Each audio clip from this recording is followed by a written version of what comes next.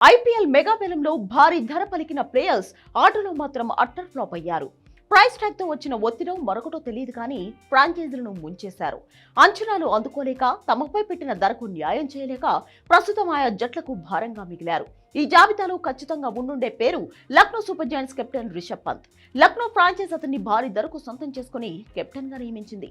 అయితే ఏకంగా వేలంలో 27 కోట్ల ధర పలికిన పంత్ ఈ సీజన్ లో ఒక్క మ్యాచ్ లో కూడా సత్తా చాటలేదు. కనీసం కెప్టెన్ ఇన్నింగ్స్ ఆడి మ్యాచ్ గెలిపించిన సందర్భాలు లేవు. ఇప్పటి వరకు ఆడిన 13 మ్యాచ్ల్లో 107 స్ట్రైక్ రేట్, 13.73 బ్యాటింగ్ యావరేజ్ తో కేవలం 151 పరుగులు మాత్రమే చేయగలిగాడు. అతని బెస్ట్ ఇన్నింగ్స్ లో సిఎస్కే పై హాఫ్ సెంచరీ మాత్రమే ఉంది. అలాగే Kolkata night riders player Venkatesh Iyer కూడా నిరాశపరిచాడు. మెగా వేలంలో 23.75 కోట్ల ధర పలికిన వెంకటేష్ అయ్యర్ ఈ సీజన్ లో ఫ్లాప్ షో కంటిన్యూ చేశాడు. వేలానికి ముందు అతన్ని రిలీజ్ చేసిన కేకేఆర్ ఫ్రాంచైజ్ ఈ ఆల్రౌండర్ ను భారీ ధరకు సొంతం చేసుకుంది. కానీ అతను ఈ సీజన్ లో అట్టర్ ఫ్లాప్ అయ్యాడు. వెంకటేష్ 11 మ్యాచ్ల్లో 20.28 యావరేజ్ తో కేవలం 142 పరుగులు మాత్రమే చేశాడు. ఈ సీజన్ లో ఇప్పటి వరకు అతను ఒకే ఒక హాఫ్ సెంచరీ చేశాడు. అతని వైఫల్యంతో కోల్కతా మిడిల్ ఆర్డర్ పై ఒత్తిడి పెరిగి ఆ టీం లీగ్ నుంచి ఎలిమినేట్ అయ్యింది. ఇక ఎన్నో అంచనాలతో సన్ రైజర్స్ కొనుగోలు చేసిన ఇషాన్ కిషన్ కూడా ఫెయిల్ అయ్యాడు. ముంబై ఇండియన్స్ రిలీజ్ చేసిన ఇషాన్ కిషన్ ను హైదరాబాద్ ఫ్రాంచైజ్ వేలంలో 11.25 కోట్లకు కొనుగోలు చేసింది.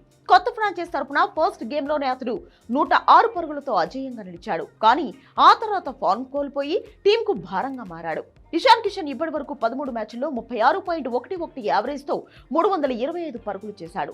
రాజస్థాన్, ఆర్సీబీలపై చేసిన పరుగులను తీసేస్తే 11 మ్యాచ్ల్లో అతడు చేసింది కేవలం 125 పరుగులు మాత్రమే. టీం మేనేజ్మెంట్ ఎన్ని అవకాశాలు ఇచ్చినా అతడు సద్వినియోగం చేసుకోలేకపోయాడు.